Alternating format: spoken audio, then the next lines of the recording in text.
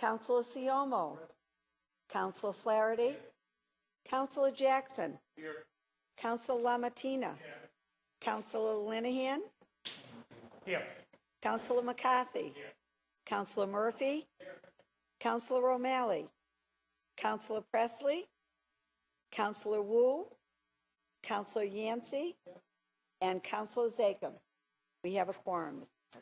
I've been informed by the clerk that a quorum is present. I would ask at this time for all councilors and guests to please rise as I invite Councilor Wu to the podium to introduce today's clergy. After the invocation and after the invocation is delivered, I will ask all members and guests to remain standing as Councilor Wu will lead us in the Pledge of Allegiance. Councilor Wu. Thank you, Mr. President, and good morning, everyone. It is my honor to introduce Pastor Sam Acevedo of Congregación León de Judá, Lion of Judah in the South End. He leads the social justice efforts there aimed at influencing the Latino community in New England and also serves as the founding executive director of the church-based community program Boston Higher Education Resource Center. And they're about to open up a new beautiful space in the South End, really working to help inner-city young people go to college. As part of the program, there is a mentoring component, an SAT prep component, adult computer literacy, and ESOL, and two-year college prep. So they are really touching many lives all across the city. Pastor Sam has taken part in many other initiatives as well, Fellowship of Hispanic Pastors of New England, and is also an active member of the 10-Point Coalition, the Boston Trinity Academy, the Gordon Conwell Theological Seminary Center for Urban Ministry and Education. He graduated from BC Law, some in the room be interested to know, and we are so proud to have him here with us today to deliver the invocation. Pastor Sam Acevedo. Thank you, Councilor Wu. It's an honor to be here.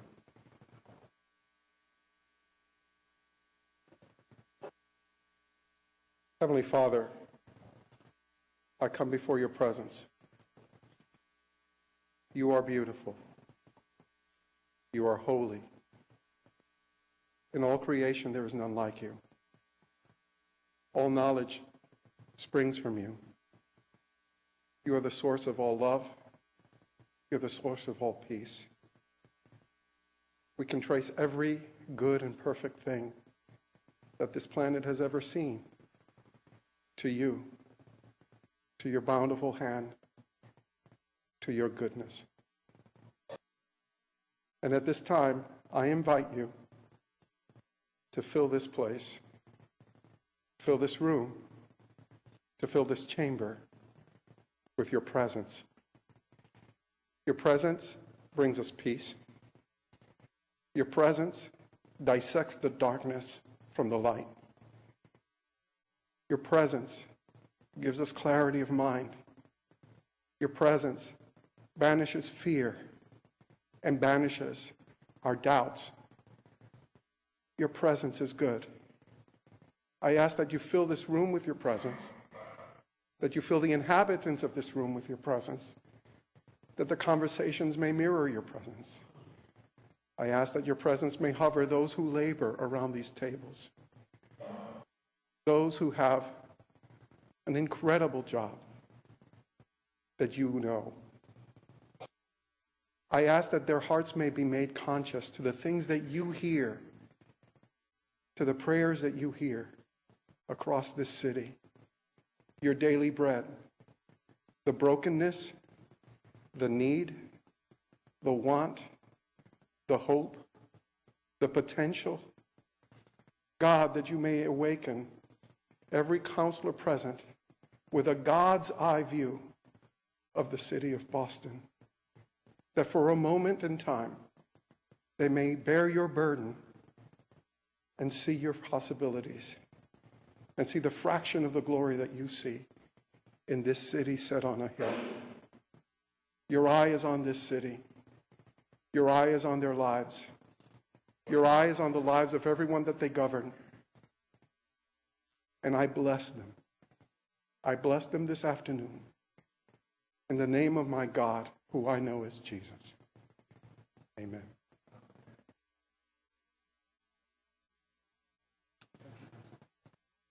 Thank you, Pastor Sam Acevedo, for your very warm and inspiring message. At this time, Councilor Wu will lead us in the Pledge of Allegiance. I pledge allegiance to the flag of the United States of America and to the republic for which it stands, one nation, under God, indivisible, with liberty and justice for all. Thank you, Councilor Wu. Councilor Wu will escort Pastor Sam from the chamber.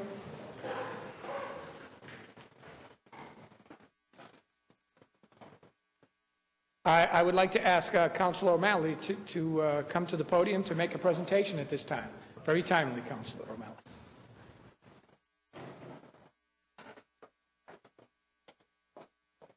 Thank you, Mr. President. Good afternoon, everybody. I'd like to ask the members of the DreamFar team and their mentors to please join me up here on the dais.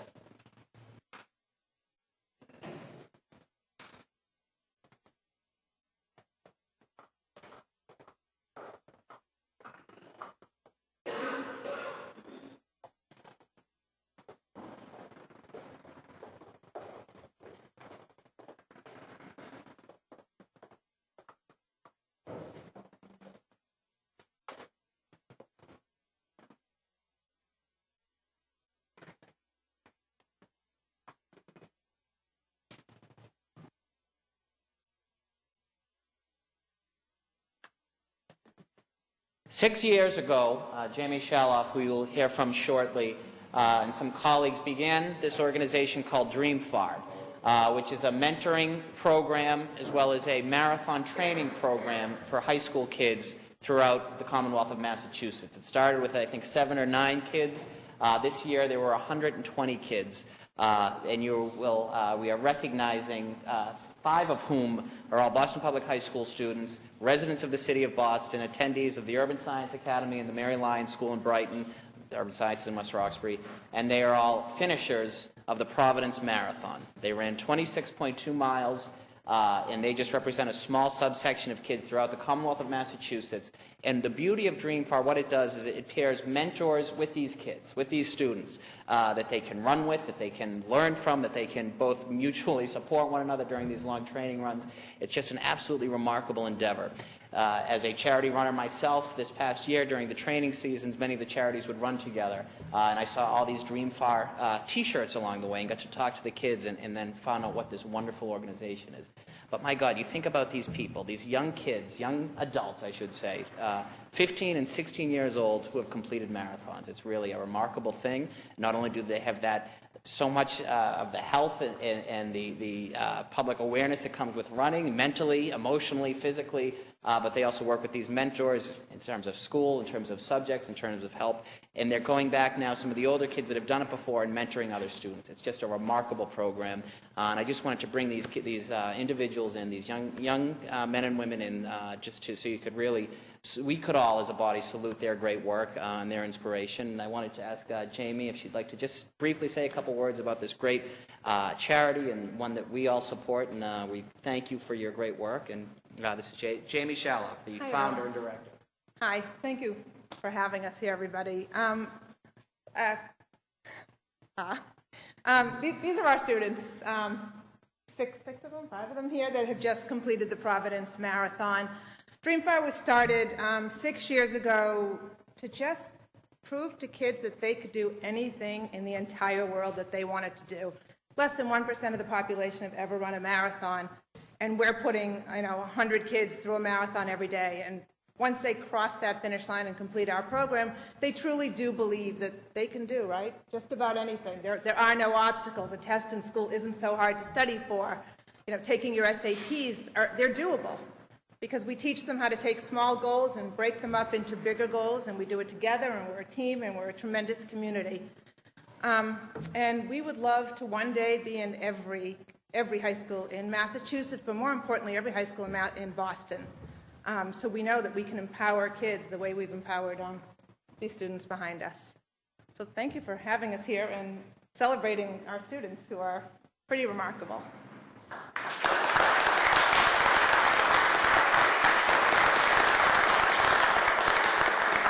This is also key that I believe all of, or if not all, almost all of the mentors who run with these kids who are with us today are Boston Public High School teachers.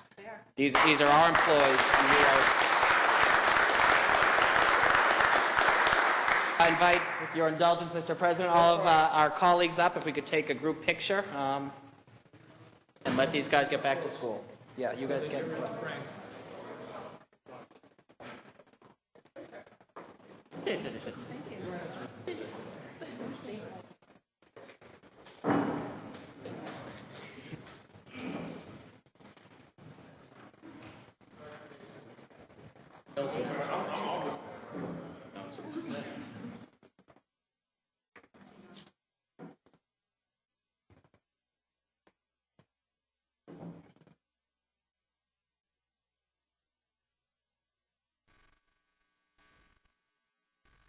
Thank you very much.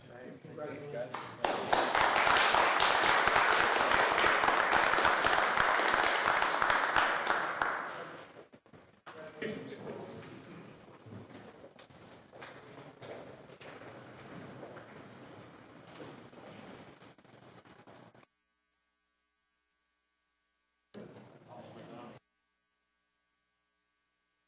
Having run a few marathons in my day, I just can't imagine at 16 or 17 years old having the stamina, discipline, and even desire to execute such a feat. So that's quite an amazing thing. Thank you, Councilor O'Malley, for that. At this time, I'd ask Councilor Murphy to please come to the podium for a special recognition.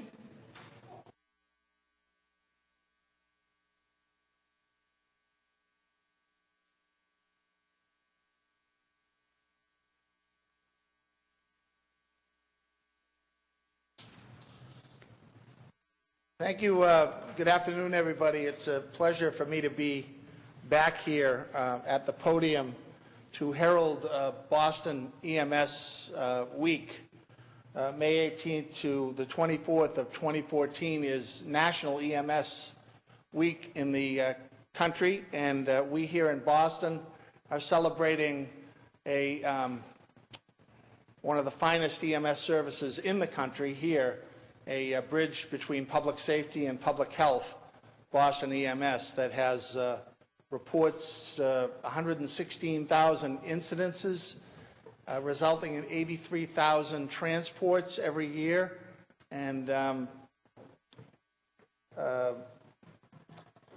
one of the nation's oldest providers of pre-hospital care, tracing its beginnings back more than 100 years when the department was known as City Hospital Ambulance Service. And with service provided 24 hours a day, 7 days a week, the professional men and women of Boston EMS serve the citizens and visitors of our city with distinction and valor, often saving lives without regard for their own personal safety, earning them an international reputation for excellence in their field.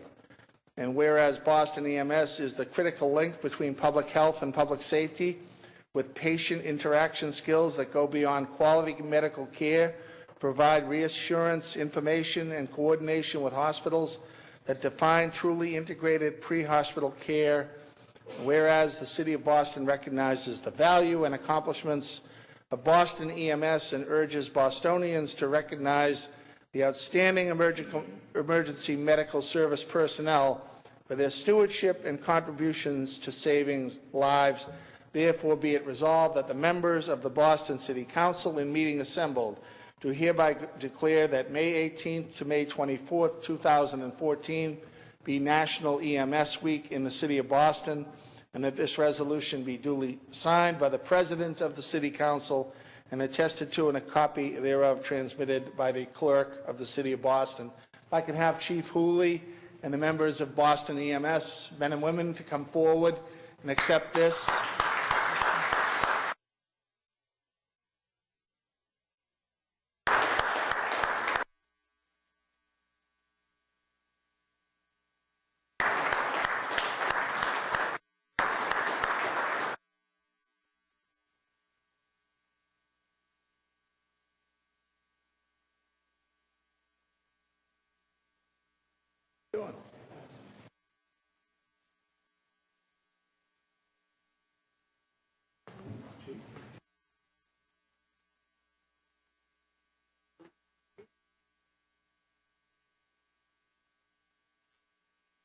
On behalf of the men and women of the finest EMS service in the country, let me introduce Chief Jim Hooley to say a few words. Chief Hooley.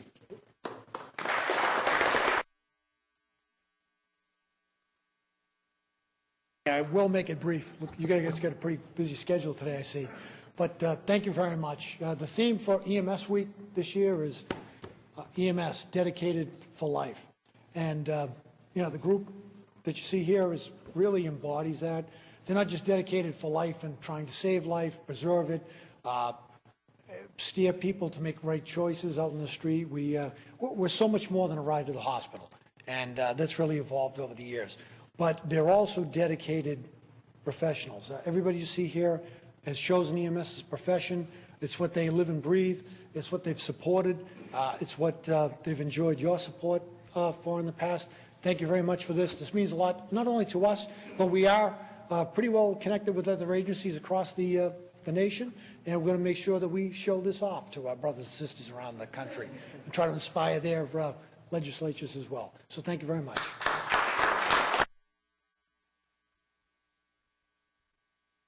Council members to come forward and photos with Boston EMS. For me?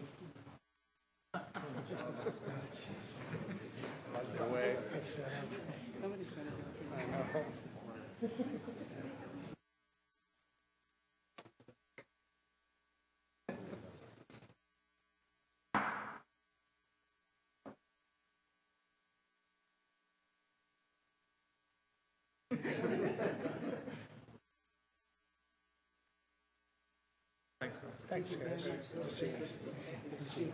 All right.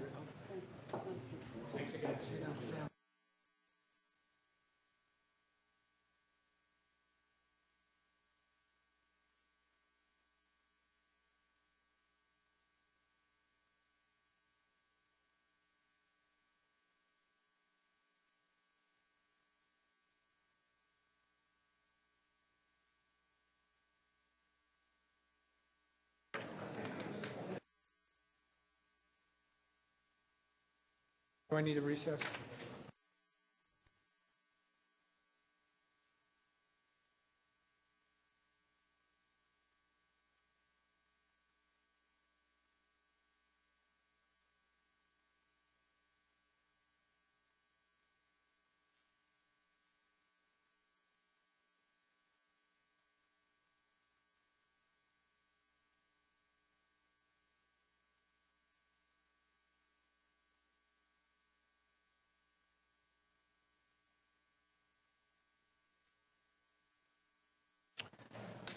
Thank you, Councilor Murphy, for that, and thank you for what all the men and women do of EMS for our great city. Madam Clerk, would you please account for Councilor O'Malley in attendance, please?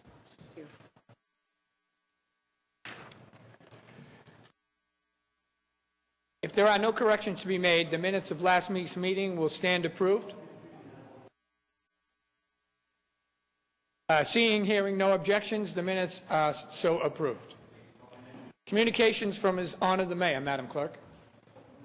And please read 0919 and 0920 together.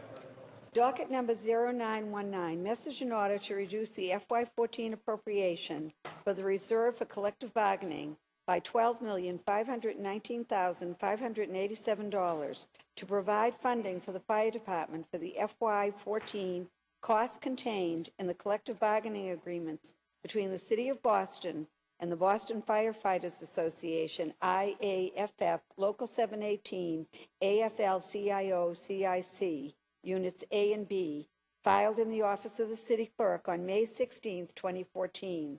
And docket number 0920, message in order approving a supplemental appropriation of $12,519,587 to provide funding for the Fire Department for the FY14 costs contained in the collective bargaining agreements between the City of Boston and the Boston Firefighters Association, IAFF, Local 718, AFL-CIO, CLC, Units A and B. Docket 0919 and 0920 will be assigned to the Committee on Ways and Means. Docket number 0921, message and order authorizing the City of Youth Engagement and Employment to accept and expend a grant of $750,000 from individuals, organizations, and local and private businesses for the purpose of supporting year-round youth employment. Docket 0921 will be assigned to the Committee on Healthy Women, Families, and Communities. Docket number 0922, message and order authorizing the Parks and Recreation Department to accept and expend a grant of $200,000 from the Commonwealth of Massachusetts Executive Office of Energy and Environmental Affairs, Division of Conservation Services, in accordance with the terms of the Our Backyards Grant Program, our Common Backyard Grant Program. Docket 0922 will be assigned to the Committee on City, Neighborhood Services, and Veterans Affairs. Docket number 0923, message and order authorizing the Mayor's Office of New Urban Mechanics to accept and expend the amount of $10,000 in the form of a grant, the Innovations in American Government Award, awarded by the Ash Center for Democratic Governance and Innovation at the John F. Kennedy School of Government at Harvard University, to be administered by the Mayor's Office of New Urban Mechanics. The Chair recognizes the Chair of the Committee on City, Neighborhood Services, and Veterans Affairs. Thank you, Mr. President. The Urban Mechanics have been a wonderful tool that has helped the Basic City Services team in the past. I'd like to suspend and pass docket number 0923. Councilor McCarthy moves suspension of the rules and passage of docket 0923. All those in favor say aye. Aye. All opposed, nay. The ayes have it. Docket 0923 has passed. Docket number 0924, message transmitting certain information for the Police Department regarding crime statistics for April 4th, 2014, and ending April 30th, 2014. Docket 0924 will be placed on file. Reports of public officers and others, Madam Clerk. Docket number 0925, notice was received from the Mayor of the appointment of William Christopher as Commissioner of the Inspectional Services Department. Docket 0925 will be placed on file. Docket number 0926, the constable bonds of the following have been duly approved by the Collector Treasurer, were received and approved: Americo Baptista, Gary Bloom, Chris Bullen Jr., Rolflin Kazoo, Charles Clemens, Cindy Diaz, Kenneth Edwards, Rafael Floesto, John J. Fontes, Frisnel Guerrier, Gerald Hill, Michael A. Hill, Promise Igbokwe, Vincent James, Gregory Joseph, Jose Lape, Aisha M. Lee, Derek W. Morrison, Matthew Nelson, Vito Pendola, Fillmore Phillips, Franklin Reed, Luis E. Roman, Robert Ryan, Lyndon Vincent, Cheryl Weeks, and Robert Wynn. Docket 0926 will be approved under the usual terms and conditions. All those in favor say aye. All opposed, nay. The ayes have it. Docket 0926 has been approved under usual terms and conditions. Reports of committees. Docket number 0511, the Committee on Government Operations, to which was referred on March 26, 2014. Docket number 0511, message and ordinance amending CBC Chapter 9-1.3, inspection and reinspection of rental units, submits a report recommending the ordinance ought to pass in a new draft. The Chair recognizes the Chair of the Committee on Government Operations, Councilor Flaherty, on docket 0511. Thank you, Mr. President. Docket 0511 and also docket 0346, they go together. 346 was sponsored by the President of the City Council. It was referred to Government Operations on February the 12th. Docket 0511 came from Mayor Walsh. That was referred to the Government Operations Committee on March 26th. We had a very full and informative 5-hour hearing back on March the 31st on both dockets. And we heard from Inspectional Services Commissioner Glasscock, Chief of the Environment Sweat, Fair Housing Commission Director Dion Irish, Small Property Owners Association, Greater Boston Real Estate Board, Boston Tenant Coalition, and many Boston residents and residents outside of the city offering public testimony both for and against. Mayor Walsh's docket 0511, proposed maintaining the current registration and inspection requirements and waiving fees for owner-occupied dwellings between 1 and 3 units. Owner-occupied units between 4 and 6 units would be exempt from fees only if the landlord was elderly or infirm, or the fees would create an undue financial hardship. After further review of the public hearing and deliberations, I recommend that docket 051 be passed in a new draft. The new draft would maintain all the current registration and inspection requirements. All units must be registered with the Inspectional Service Department. Owner-occupied units with 6 or fewer units will be exempt from inspections. And the new draft will now eliminate fees for owner-occupied dwellings with 6 or few units. The new draft will also issue refunds to landlords who have paid the initial registration fees but who are now exempt from fees under the new draft. And the city will then notify those landlords that are eligible for a refund through a direct mailing. So I'm urging that this matter pass on a new draft, and also take the opportunity to commend you, Mr. President, for introducing docket 0346 to start that dialogue, which in turn led to our mayor filing an amendment, and then subsequently a docket that we had a full and fair hearing on. And at this time, while we passed docket 051, or at least asked for passage, we put docket 0346, which was your ordinance, on file. Thank you, Mr. President. Sure. Madam Clerk. I'll read this into the record. In the Committee on Government Operations, docket number 0346, sponsored by Councilor Linehan, ordinance amending CBC Chapter 9-1.3, inspection and reinspection of rental units. Docket 0346 will be placed on file. At this time, Councilor Flaherty moves acceptance of the committee report in a new draft and passage of docket 0511. All in favor say aye. Aye. All opposed, nay. The ayes have it. Docket 0511 has passed. Thank you, Councilor Flaherty. In a new draft. In a new draft. Thank you, Mr. President. Thank you. Just want to take a quick recess.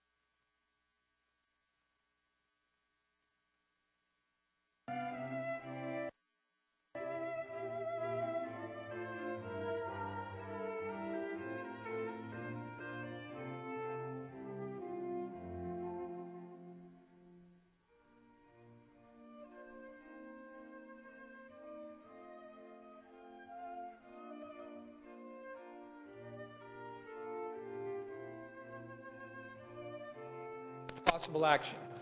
Docket number 0802, message and order authorizing the City of Boston's application to the Massachusetts Economic Assistance Coordinating Council for the creation of the Fenway Center Economic Opportunity Area, comprised of Massachusetts Turnpike Air Rights Parcel 7 and land between Beacon Street and the overpass to the west, the Brookline Ave overpass to the east, as well as an area on the east of Beacon Street between Massachusetts Turnpike and Matlin Street, totaling approximately 4.5 acres, approval of certified project status for the Fenway Center project, and approval of a special tax assessment for the Fenway Center project. Chair recognizes the Chair of the Committee on Economic Development and Planning and Labor, Council LaMattina. Thank you, Mr. President. First, I want to thank all my colleagues who attended my first committee hearing as a chairperson of that committee on economic development. This is in reference docket number 0802. The matter was sponsored by the mayor and was referred to my committee on May 7th, where a public meeting was held in this chamber regarding a tax break incentives for the proposed Fenway Center project located over the Mass Pike at Brookline Ave and Beacon Street. The project is a $550 million project. It's a 1.3 million square face development, and it'll be the first air rights project over the Mass Turnpike since Copley Place was built in the 1980s. It will contain 100,000 square foot deck over the highway, and just that deck alone, members, is $40 million to build that deck. The developer asked us to exercise a special tax assessment agreement, which will be the first time that the city of Boston had used this agreement. Ron Rockbach was here from Assessing, who explained to us that this is the first time this is going to be used in the city of Boston. The details of the agreement is 100% tax exemption over the first 3 years of the project, and 50% in year 4, 25% in year 5, and 10% in year 6. So the tax break is only for 6 years, and it occurs at the beginning of the project to help aid the developer with some of the construction costs. This project has been delayed for many years. There was a lawsuit against the city of Boston, and during that lawsuit and the time in courts, the project cost went up $50 million. Currently, this site is a parking garage, parking lot, which the city gets about $200,000 in taxes a year, in real estate taxes. This proposal, if allowed to proceed with our vote today, and it will have to go to the Mass DOT. And finally, this also, in regards to the taxes, the $200,000 that we get currently, once this project is completed, it's going to generate $5.5 million a year in taxes for our city. So I look at this as a great investment for the city of Boston. I know that Councilor Zakin will talk about the impacts we'll have on his community and the benefits, but I think this is a really great project for the city of Boston. It's a long time coming, and I would urge my colleagues to support this. Thank you. Thank you, Councilor LaMattina. Councilor Zakim, you have the floor. Thank you, Mr. President. I want to thank Councilor LaMattina for hosting an informative hearing in a timely fashion for this project that's been long delayed in the Fenway area. The area, it's well supported by neighborhood groups. We had the chairwoman of the community advisory group here at the hearing to testify.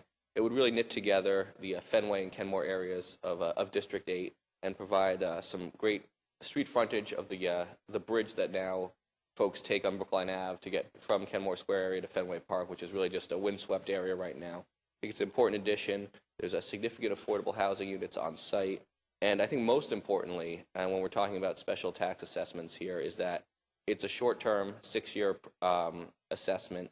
It will not exceed $4.6 million, and and it will not go into place until the project construction begins. We had Commissioner Rackow from the assessing department here at the hearing, and he assured us that there are safeguards in place that to make sure that, if the project does not start, the special assessment doesn't apply, and it is for the firm 6 years. And the expected tax revenue, as Councilor LaMattina stated earlier, is $5.5 million in the first year after the project is completed. So I believe that, as it is one of our greatest responsibilities to protect public finances, and as a former municipal bond and public finance attorney, certainly looked at some of these in the past, and I think it's an important that it's a short term and that we have those safeguards in place. And furthermore, I think we have a project that, as some of you may know, our large developments are not always favorably looked upon in District 8, and this is one that really does have a lot of community support. So I certainly plan to be in support of this proposal, and I again thank Councilor LaMattina for hosting a great hearing on it. Thank you, Mr. President. Thank you, Councilor Zager. Councilor Yancey. Thank you very much, Mr. President. Unfortunately, I had a conflict and could not participate in the actual hearing. I certainly know and have a great deal of respect for the developer who's been very active fighting against violence in Boston and Massachusetts, particularly with his billboard that we see every time we get on the turnpike. But I'm rising, Mr. President, just to ask one question. I wasn't able to cull through all the information, and that is, does this property or this development contribute to the linkage fund? Would that continue just as it would within the other development in the city of Boston? Through you, perhaps to the chair. Yep. Thank you. Councilor LaMattina.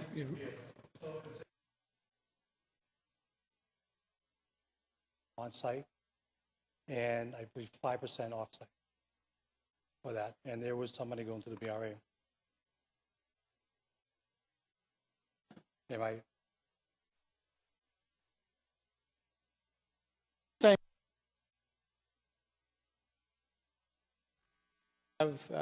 Besides those benefits, are there linkage payments being made as a result of this development?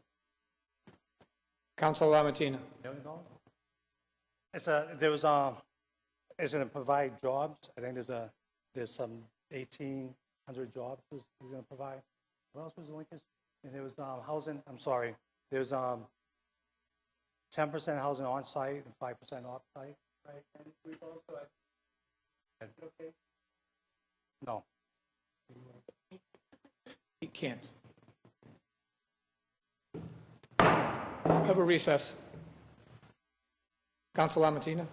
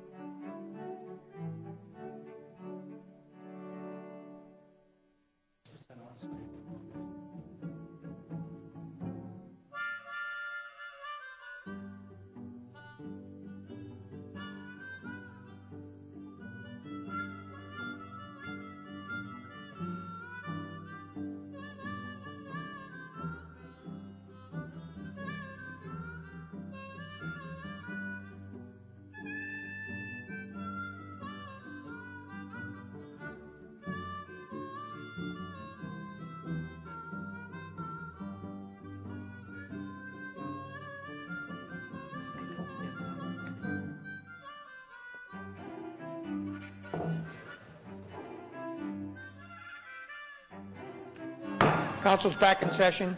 Thank you, Councilor Zakem and Councilor LaMattina. If you would report out on those questions, I'd appreciate that. Thank you. So again, with the housing, there's 10% on-site, 5% affordable housing to be built off-site.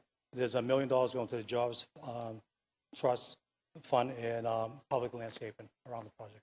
All right, thank you. Thank you, Mr. Thank you, Councilor LaMattina. Councilor Yancey.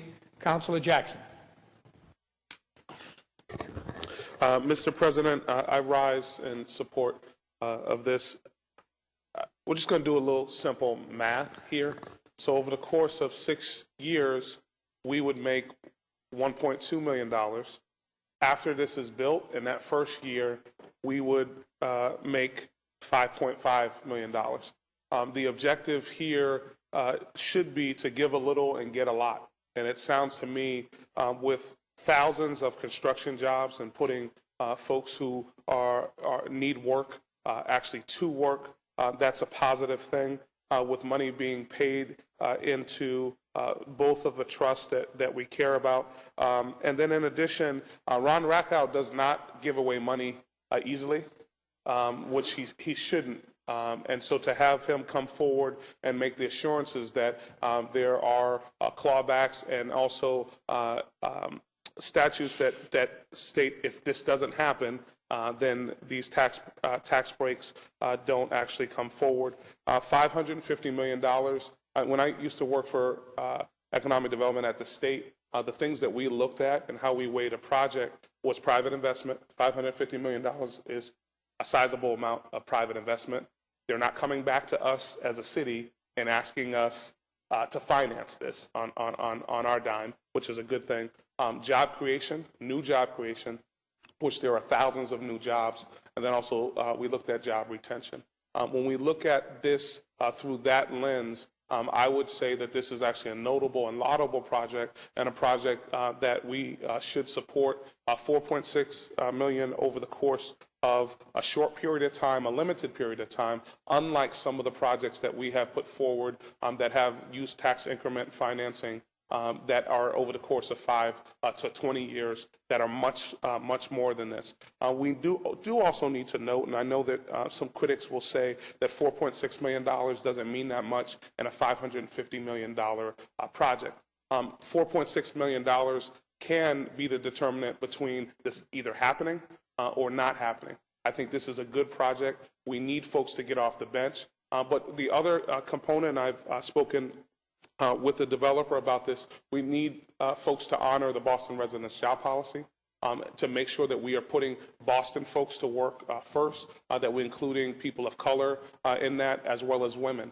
In addition, what I also look forward to, although this is not statutorily, it's not on the books right now, I also look forward to this developer who has cared about many communities in Boston to engage with minority business enterprises as well as women-owned businesses so that they can actually subcontract at this job, and so that the dollars that are being spent have a double and triple fold bottom line.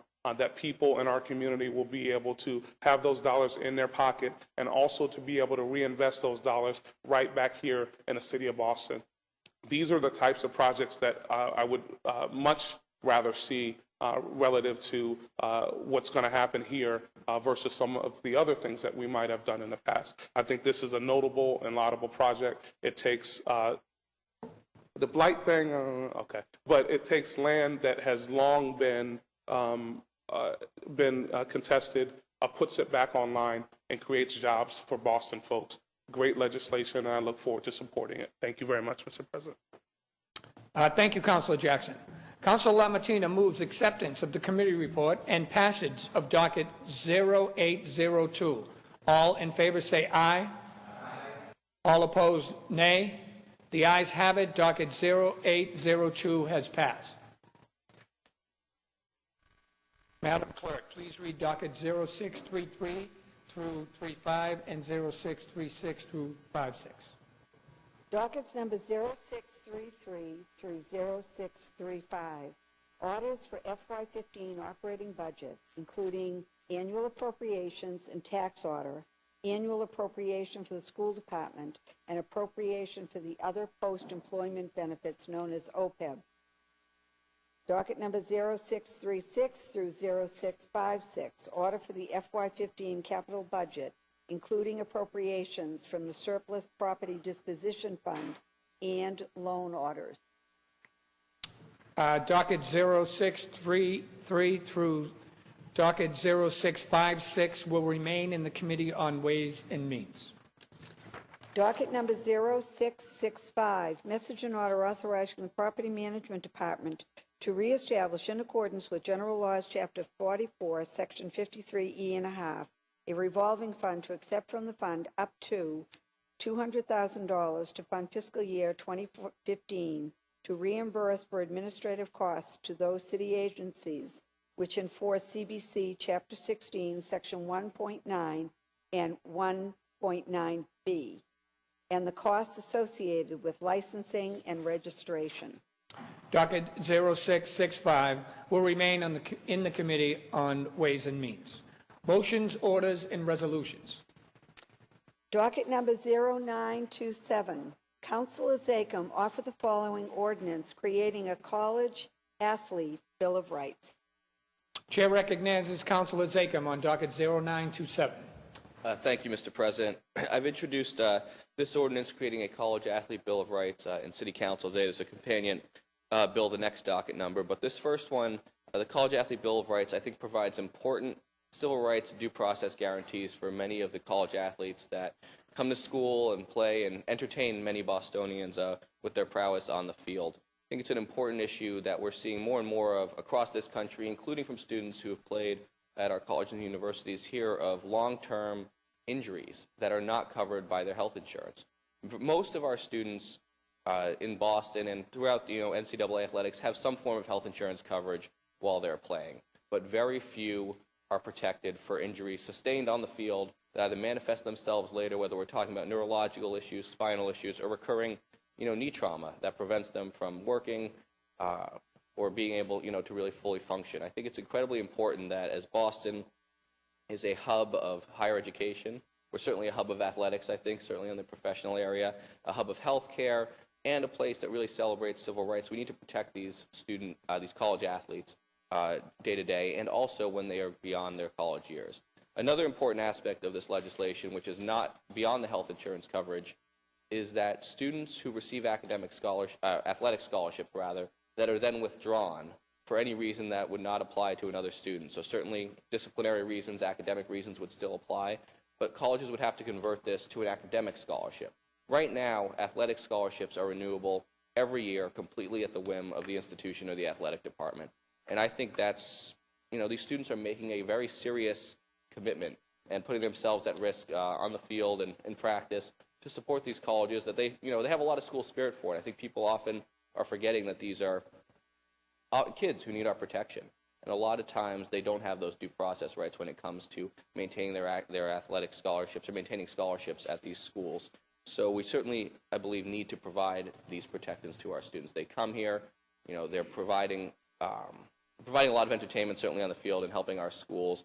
And, this would only apply to colleges and universities in Boston that offer athletic scholarships. So that's not everyone. It's folks that have, sort of big-time college athletic programs. And I think it's really important that we remember that, these people are kids. They're young folks, and I think they need some protections. I believe the colleges, the NCAA, should be doing this on their own, but they're not. I mean, there have been some high-profile stories in March Madness last year. A Louisville player had a, very traumatic appearing broken leg on ESPN. Everyone saw it, and, Louisville stepped up, and they're paying for long-term care there. But the big part of that story that I thought, and that I think a lot of people took note of, is that the university did not have to pay for that long-term care. They did not have to step up and provide that coverage. That was their option. And for many of our colleges and universities, even the ones that are doing the right thing in this field right now, it's still at their option. And they could change this, whether it's on a case-by-case basis or they feel like, next year we don't want to provide this coverage. And it really leaves a lot of young people who might not have other options at risk. So that's why I've proposed this bill, and I'll speak on the companion ordinance after this. But thank you, Mr. President. I certainly welcome the opportunity. Thank you. Okay. Docket 0927 is assigned to the Committee on Government Operations. 0928. Docket 0928, Councilor Zachem offered the following ordinance, creating a college athlete head injury game day safety protocol. Councilor Zachem, you have the floor on docket 928. Thank you, Mr. President.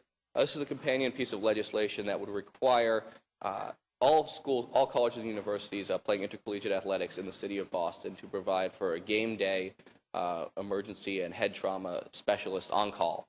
Make sure there's a protocol here, and it's modeled after what the NFL and the NHL professional leagues and the state high school leagues require. The NFL and NHL that pay big dollars to adults to play these games have these basic safeguards in place. I believe it's important that our colleges and universities, which are having kids play these games for no money at all, also provide these very basic health protections. So it's defined a little more specifically in the ordinance, but this would require that for college football, hockey, and men's lacrosse, the sports that generate the most head injuries and spinal injuries, would have this neurotrauma consultant on call, on site on games to make sure that if someone's knocked unconscious, there's a hard hit, they'll be able to be evaluated and determined if it's safe for them to return to the playing field. and for the other sports to have someone on call who would be able to attend within 30 minutes any sort of situation like this to evaluate a player as necessary. I just think that this is modeled on very successful programs that are already in place at the professional level in our high schools, and it's, I think, something long overdue, and I think something that the City of Boston can really lead the way on. Thank you, Mr. President. Thank you, Councilor Zachem. Councilor McCarthy. I commend my colleague Josh Zachem on 0927 as well as 0928. As somebody who played football and baseball in college with two teams who play contact sports now, it is important to protect our youth. I'm very interested in the discussion that can come about this. I think it's, again, so important to make sure that our kids are safe, not only now, as Councilor Zachem said, but in the future. And we have gone leaps and bounds. As you've seen, Children's Hospital now has a youth concussion clinic headed up by our former colleague, Dr. Billy Meehan, who was the Alston Brighton neighborhood coordinator years ago. He is the first director of that. I'd love to bring Billy into the discussion as well. So please sign me on to docket 0927 and 0928. Thank you. Madam Clerk, please sign on Councilor McCarthy to both matters. Councilor Wu, both matters. Councilor Jackson, you have the floor. Thank you so much, Mr. President. I rise to compliment the maker on this very relevant legislation. As a city that is really the capital for colleges throughout the colleges and universities throughout the country, we should lead and we should have legislation that's contextually relevant. We have to make sure that we are protecting vulnerable populations, such as those folks who are on scholarship, who actually, most scholarships have insubordination clauses and don't actually allow them to speak up for themselves. So it is laudable that Councilor Zachem is putting forth this legislation. I look forward to working with him on it, and also look forward to an expedited hearing. Please add my name, and thank you very much, Councilor Zachem, for the work that you're doing for these Madam folks. Clerk, please add Councilor Jackson's name. Thank you, Councilor Jackson. Councilor O'Malley. Just please add my name to docket 0928. Please add Councilor O'Malley's name to docket 098. Docket 0928 is assigned to the Committee on Government Operations. Docket 0929, Councilors Jackson and Presley offer the following order for hearing to discuss the Boston Public Schools Food Services Program. Councilor Jackson. Thank you so much, Mr. President. I hate to talk about food again, as we did last week, but we are talking about a department that has recently come to our attention.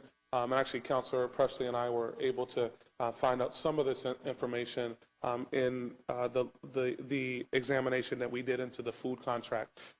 This is a unit of the Boston Public Schools that is in disarray currently. There are some very troubling aspects, not only relative to the quality of food, the temperature of food, and food service, but there's some troubling aspects relative to a hostile work environment.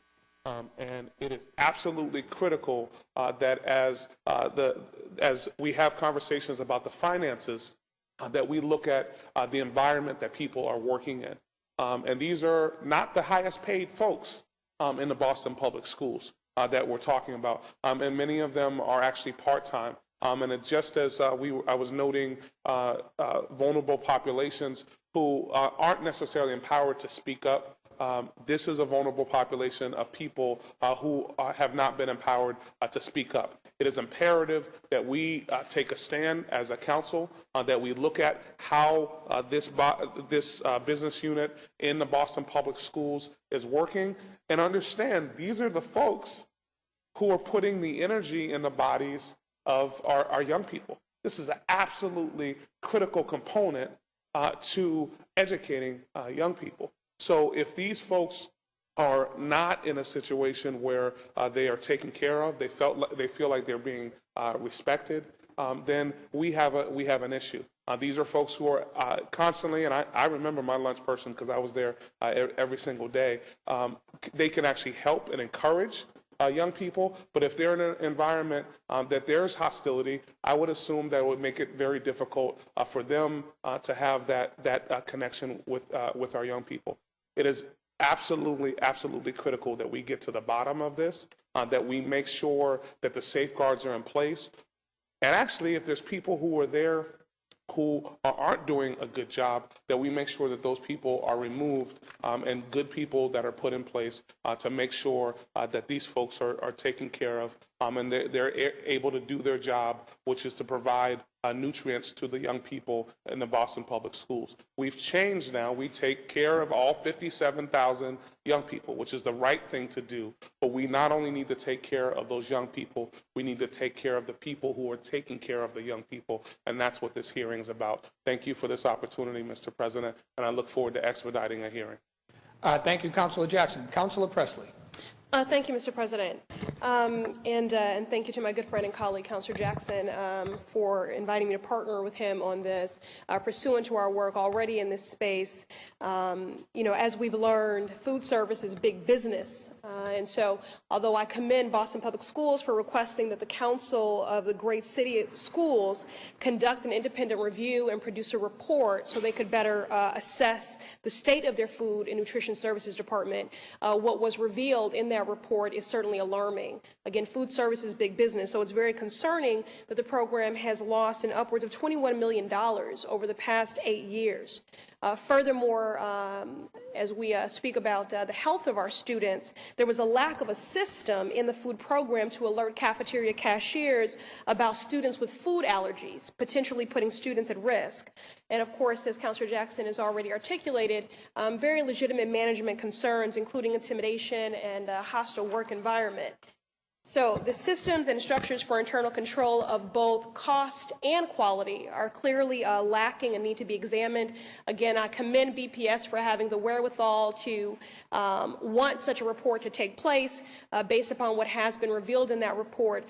Councilor Jackson and I are holding this hearing to discuss the leadership and management, organization, and financial operations of the BPS Food and Nutrition Services Department. We really need to ensure that our BPS Food and Nutrition Services Department is functioning to the best of its ability, working in the best interest of the students, and creating a positive, pleasant, and healthy work environment for its employees. So I look forward to an expedited hearing and the partnership of BPS in getting our house in order. Thank you. Thank you, Councilor Presley.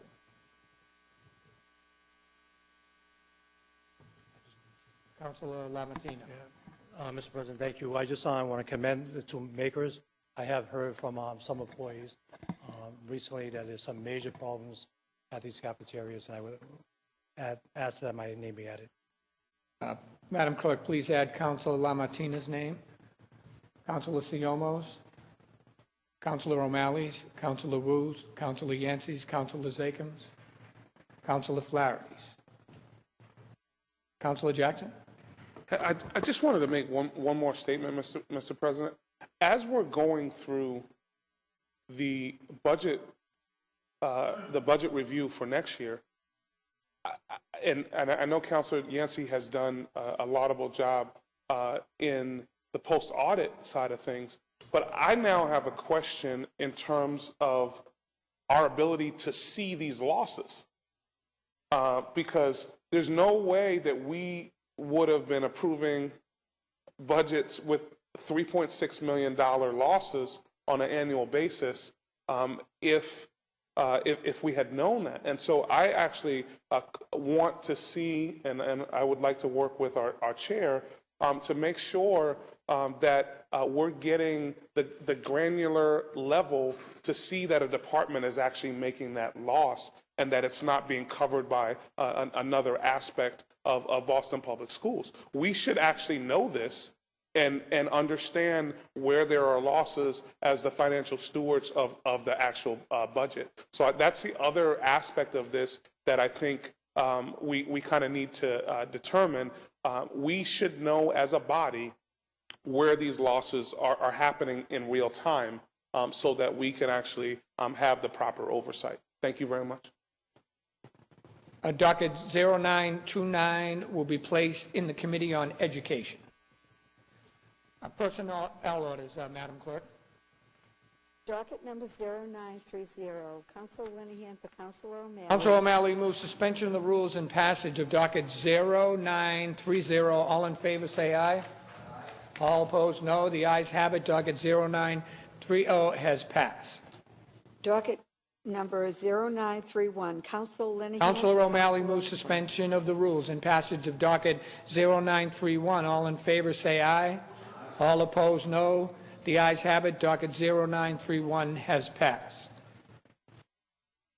Late files. I'm informed by the clerk that there are 2 late file matters which, in absence of objection, will be added to the agenda. Hearing no objection, the matters are so added. The clerk will read the first late file matter. Councilor Bill Linehan for Councilor Wu ordered that effective Saturday, May 31st, 2014, the following names. It's a personnel matter. Thank you, Madam Clerk. Councilor Wu moves suspension of the rules and passage of the first late file matter. All those in favor say aye. All opposed, nay. The ayes have it, and the first late file matter has passed. Second late file matter, Madam Clerk. Communication from Boston City Councilor Stephen J. Murphy, City Councilor at Large, regarding the Edward J. Byrne Memorial Justice Assistant Grant Program known as JAG. Dear Madam Clerk, please find attached hereto a letter from the Boston Police Department regarding the notification and certain requirements with respect to the application and awarding of the above-mentioned grant. The Boston Police Department will receive $492,334 of the FY14 Edward J. Byrne Memorial Justice Assistance Local Law Enforcement Formula Grant Program, known as JAG, from the U.S. Department of Justice. As you will note, as a prerequisite to the application process, the Boston Police Department must provide a copy of the proposed spending plan to the local body of government. As such, please find a copy of the same. It is important to note that once the JAG grant is awarded, councilors will have an additional opportunity to review and discuss the spending plan as the requisite accept and expend hearing, which will be held by the Committee on Public Safety. Thank you for your attention to this matter. Sincerely, Stephen J. Murphy, Chair of the Committee on Public Safety.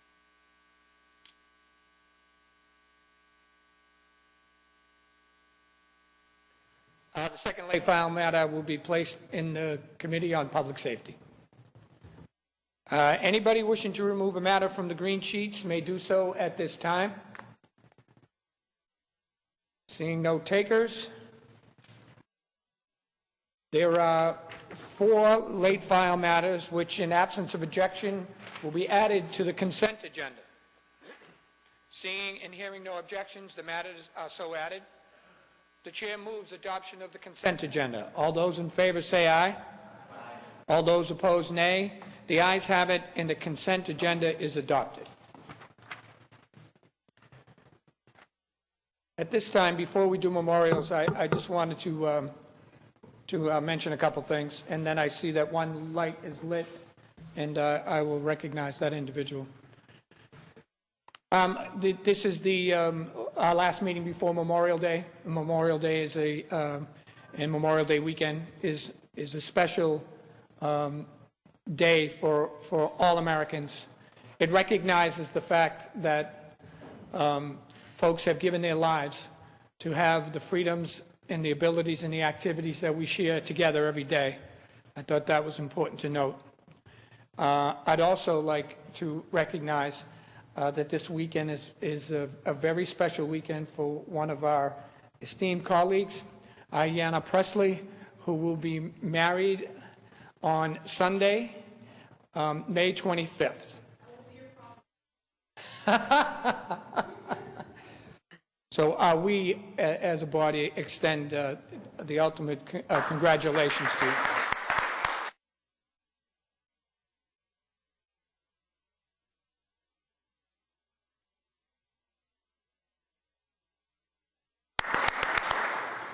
While you're up, Councilor O'Malley.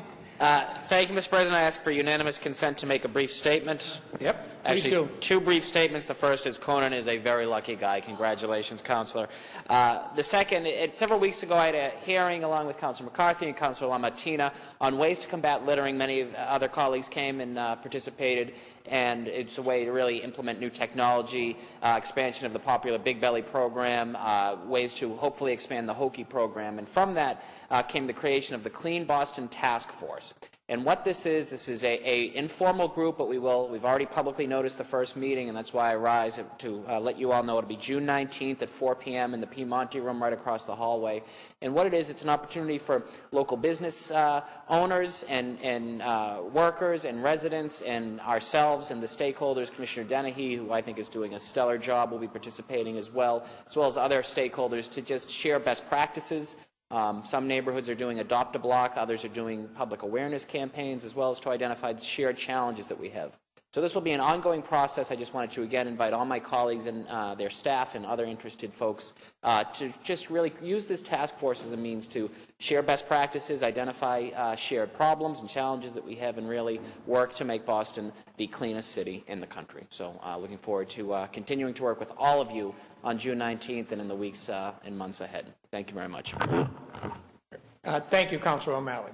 I'd ask all guests and all members to please rise as the council prepares to adjourn today's meeting in the memory of the following individuals.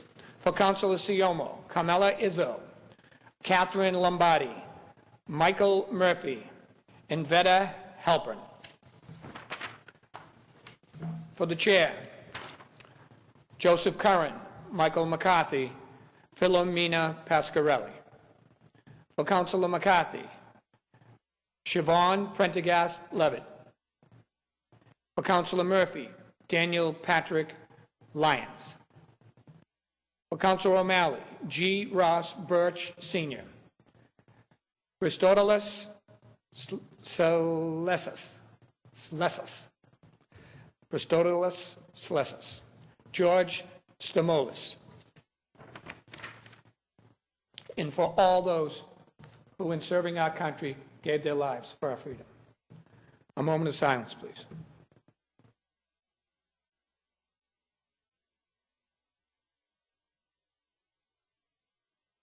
The chair moves that when the council adjourns today, it so does in memory of the aforementioned individuals and is scheduled to meet again on Wednesday, June 4th, 2014 at 12 o'clock noon. All in favor of adjournment, say aye. All opposed, nay. The ayes have it. The council is adjourned.